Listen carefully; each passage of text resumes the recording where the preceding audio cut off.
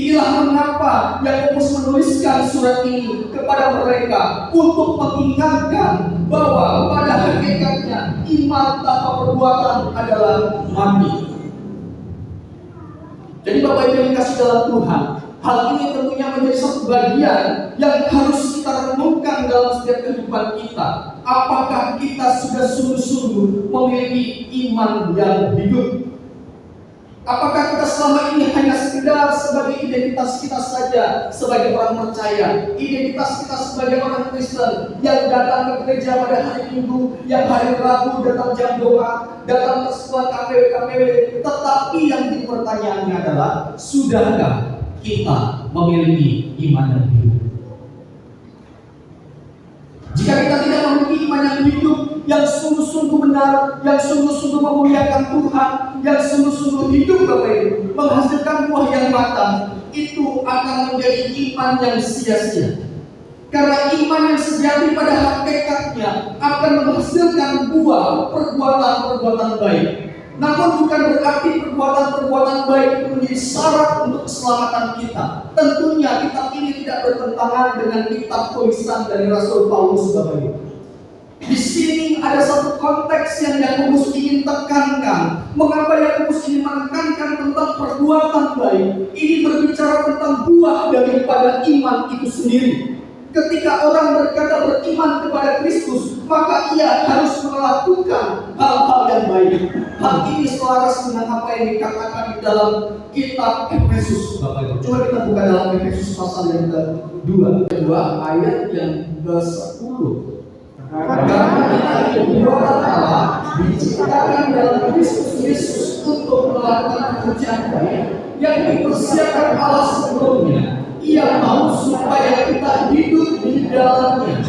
Jadi sangat jelas di dalam ayat ini, Bapak Ibu, ketika ada orang yang berkata bahwa kitab Yakobus dan kitab dengan tulisan Rasul Paulus itu bertentangan, tidak.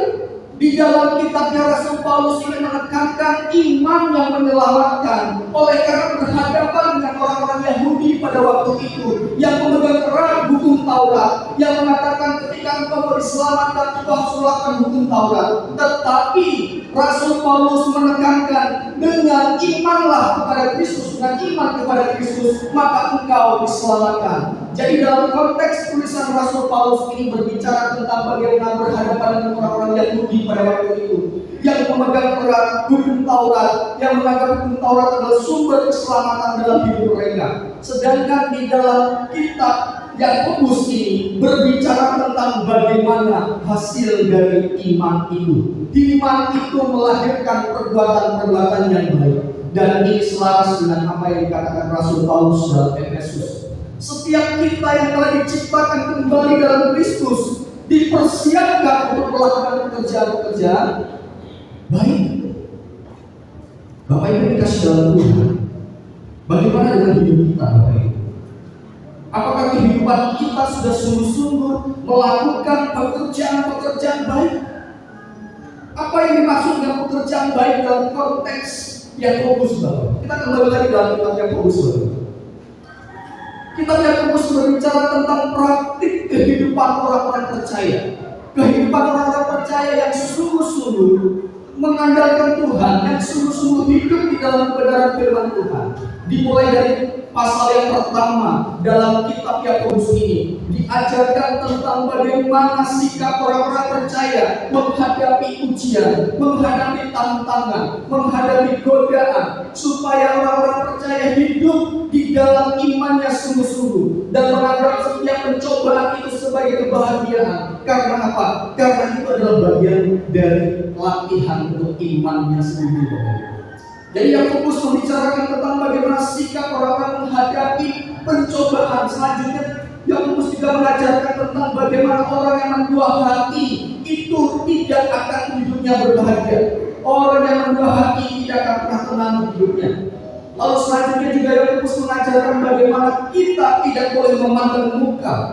Kita tidak boleh membeda-bedakan antara satu dengan yang lain. Dan Yakobus juga mengajarkan tentang beribadah yang sejati. Itu adalah ibadah yang mengekang lidahnya. Kalau orang-orang yang menganggap ibadah tetapi tidak pernah mengekang lidahnya, maka orang itu disebut penipu. Jadi ibadah yang sejati yang Yakobus ajarkan adalah bagaimana mengunjungi yatim piatu, jaga-jaga dalam kesusahan mereka, dan menjaga supaya dirinya sendiri tidak dicemarkan oleh dosa. Ini praktik dalam kehidupan orang-orang percaya. Yakobus ingin menunjukkan bahwa orang-orang yang sudah percaya kepada Kristus hendaknya memiliki kehidupan yang sungguh-sungguh menampilkan iman yang hidup, Bapak Ibu. Iman yang hidup itu adalah iman yang sungguh-sungguh menjalani kehidupan sesuai dengan firman-Nya.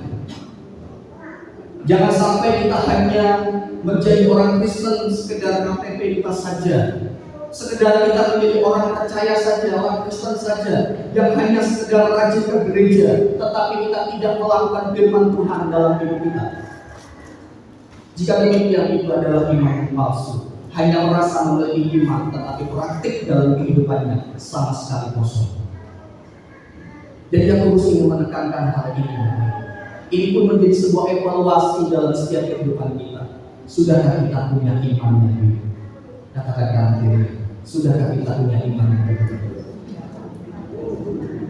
Kalau kita punya iman yang hidup, Yakobus ajarkan, kekang lidahmu, jangan suka memfitnah orang, kekang lidahmu, kendalikan dirimu, jangan suka memandang muka. Mengapa hal ini diutarakan oleh Yakobus? Karena ada hal yang melatar belakangi. Ada satu kesenjangan sosial pada waktu itu, Bapak Ibu. Ketika Rasul Yakobus menuliskan surat ini, Bapak Ibu, orang-orang yang berkata Kristen mengabaikan orang-orang yang sedang menderita, orang-orang Kristen yang kaya, menyepelekan orang-orang Kristen yang tidak mampu, bahkan memperlakukan mereka seperti budaya, Bapak Ibu. Padahal mereka berkata Kristen, tetapi tutup mata dengan orang-orang yang sedang membutuhkan. Inilah kenapa Yakobus menekankan tentang perbuatan.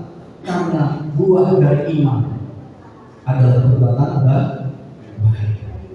Jangan katakan kita punya iman, Bapak Ibu, kalau tidak kita suka memfitnah orang lain.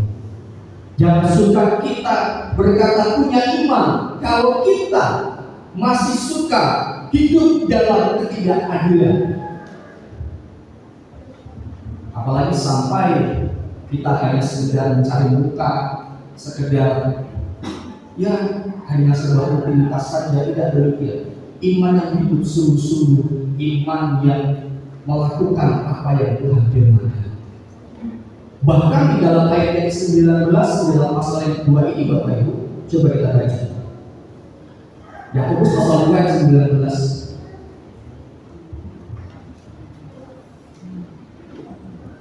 Kita baca 1, 2, 3.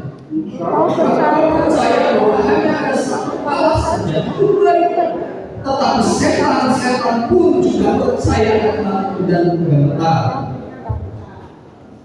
Apa maksudnya? Setan percaya adanya Tuhan. Kita percaya adanya Tuhan nggak, Bapak Ibu? Percaya. Tapi setan melakukan hal yang baik nggak? Tidak.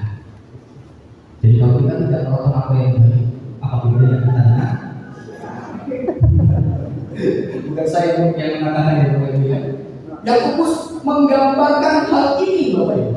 Membandingkan hal ini. Apa bedanya kalau engkau percaya tentang Tuhan, percaya tentang firman Tuhan, tetapi secara praktik hidupmu itu hanya sekedar teori. Engkau percaya, engkau tahu tentang doktrin, engkau tahu tentang teori apapun itu, tetapi kalau praktik hidupmu tidak mencerminkan firman Tuhan, itu omong kosong, Bapak Ibu. Omong kosong. Jadi hal inilah yang ditekankan oleh Yakobus. Dari contoh-contoh di paragraf Yakobus, ia ingin menekankan bahwa setiap orang yang mengaku beriman pasti menghasilkan perbuatan baik. Dia akan menghasilkan buah yang tampak. Jadi jika iman tanpa sebuah bukti atau buah yang baik, maka apa bedanya dengan orang-orang yang tidak percaya kepada Tuhan? Orang-orang yang tidak percaya kepada Tuhan pun ada yang melakukan kebaikan, itu ada yang. Tetapi masalahnya dia tidak beriman. Tetapi di sini yang dimaksud dari Yakobus adalah bagaimana orang yang beriman dan orang itu harus melakukan juga hal yang baik. bertumbuh di dalamnya. Kita harus memancarkan terang Tuhan. Kita harus memuliakan Bapa kita melalui perbuatan-perbuatan. Tuhan Yesus memberkati semua.